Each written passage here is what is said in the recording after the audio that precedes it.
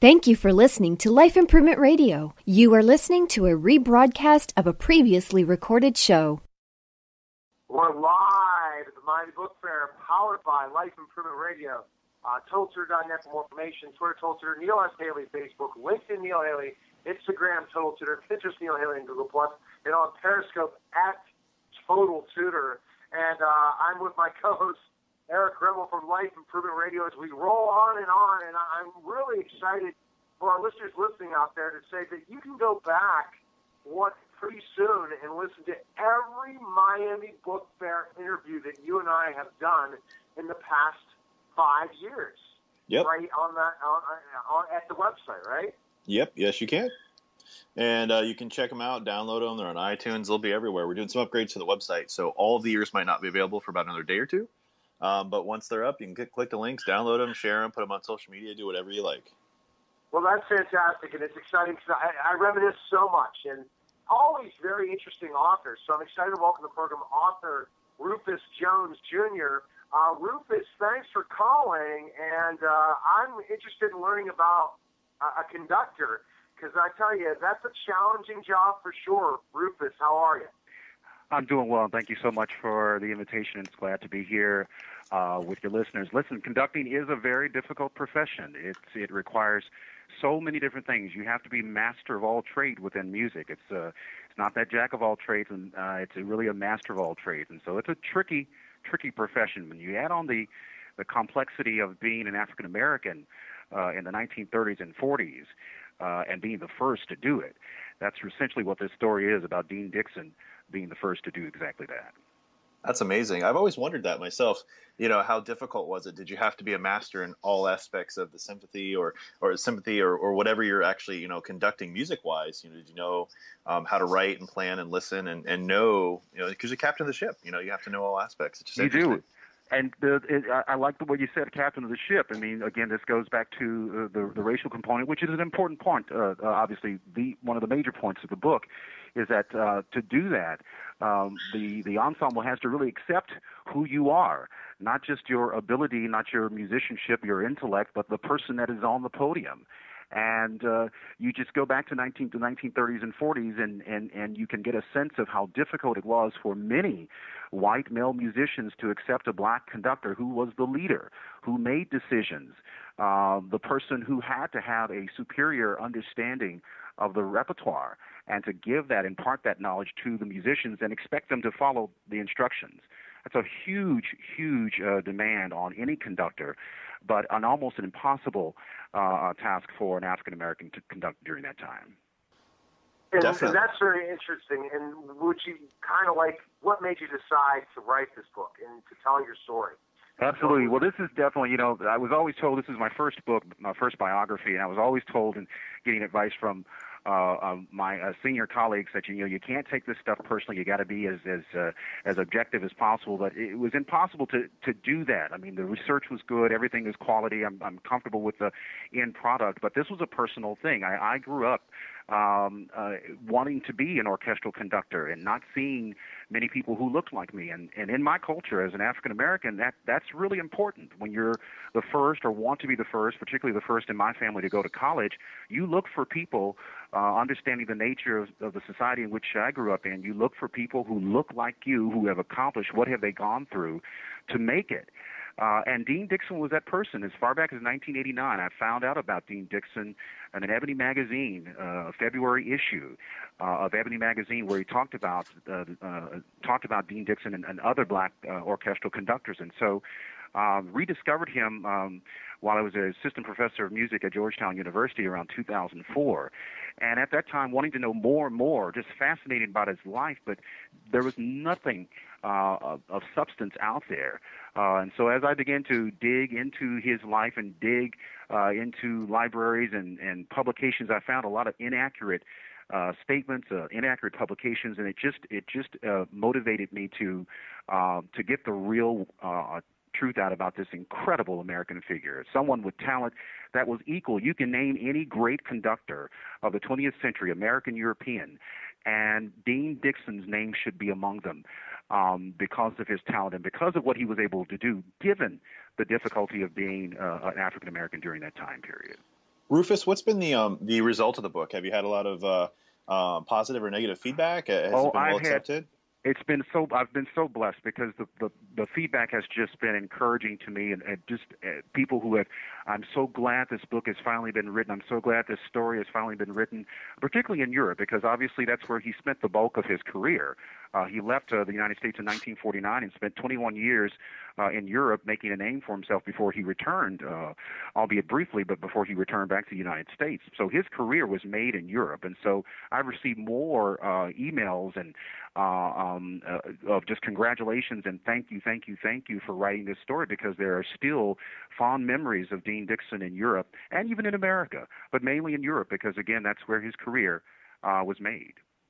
That's exciting. That's good to hear, and it's a story, just as you're describing, that I think needs to be told, and I want to hear more about it, and it's looking forward to reading the book. I appreciate it. It's a fascinating story, and I tell you, it's one of those things, you probably hear it a lot from authors, it's one of those things that wrote itself. I mean, it was put together, I organized the things that I needed to organize, but the story was so clear and so vivid, and I just wanted to tell the story the right way, with no distractions, and it reads like, so I've been told by some of the reviewers, that it reads like a novel, which was the intent, because there are a lot of biographies out there, important biographies as part of academia, that are a bit dry, can be dry, and I didn't want mine to be that academic dry book that I was so accustomed to reading.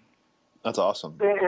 And that's important. And what have you heard from people that are African Americans that might think about going, especially kids, to be conductors, based on the story of this book and your model, as well as what you've accomplished in your life as a conductor, for others to try this profession?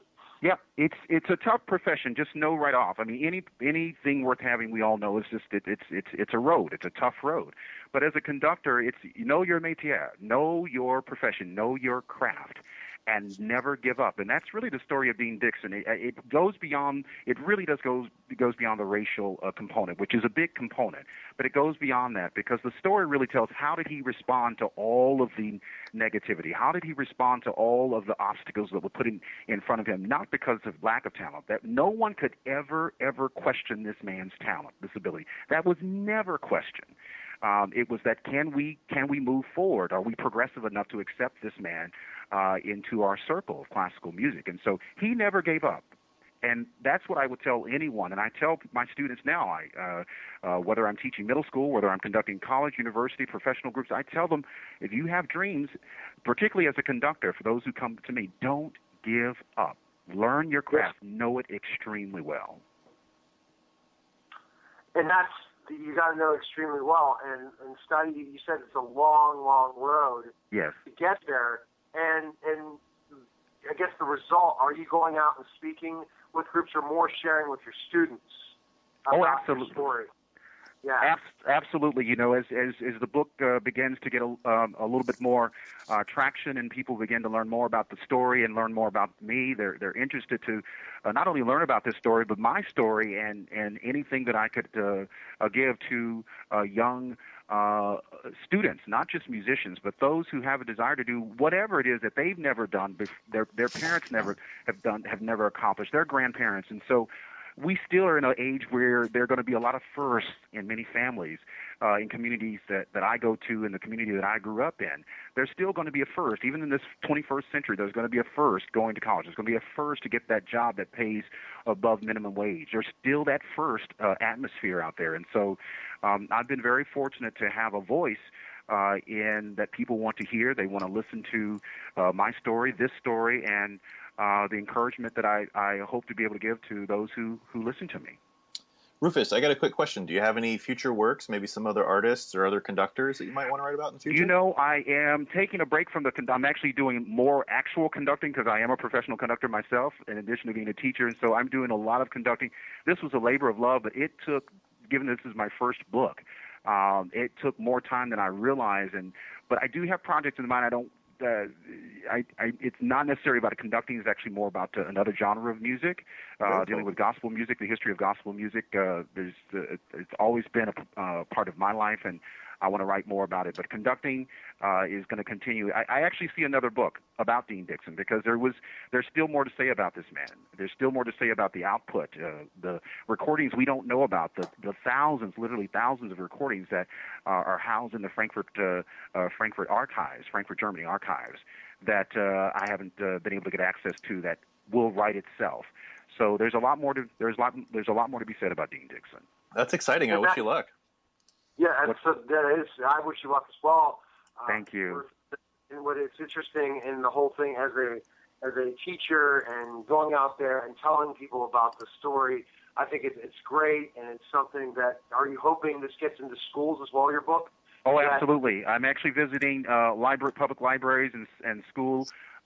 Middle schools and high schools. We're hoping it not just only get into the university libraries, but to those schools, because it is applicable. It's appropriate, rather, and is applicable to many lives. It's beyond just the story of a classical musician, as I've said before. This is a person who persevered with major obstacles in his way and made it happen. And that's the great thing. Be able to overcome major obstacles, especially, Rufus, looking at specifically low-income areas all over the country, and Absolutely. be able to travel to them and to get them into all the Boys and Girls Clubs. Rufus, we need to stay connected, because I'm pretty connected to a high-level person in the Boys and Girls Clubs that's involved with the diversity part of the whole thing and stuff. So I love to introduce you on LinkedIn to him or something. I would love. Thank you, bless you for that, and I look forward to staying in contact with you and making that connection happen. Thank you so much. Yeah, because I just thought of that, because any way I can help in that way, because I had tremendous interview. Someone connected to me to say, hi, he wanted me to interview him, and I'm like, oh my gosh, this guy is phenomenal, but that's a great thing for you to do, and then to be able to get the books into those Boys and Girls Clubs, and then get people more and more interested in conducting and music. And it's terrible to see our schools, Rufus, eliminating music programs. And it's ignorant, and I have to say it. It's just ignorance, because if you there's empirical data. Then I won't get on this soapbox, but there's empirical data that tells us clearly that music helps, music enhances, music is the whole.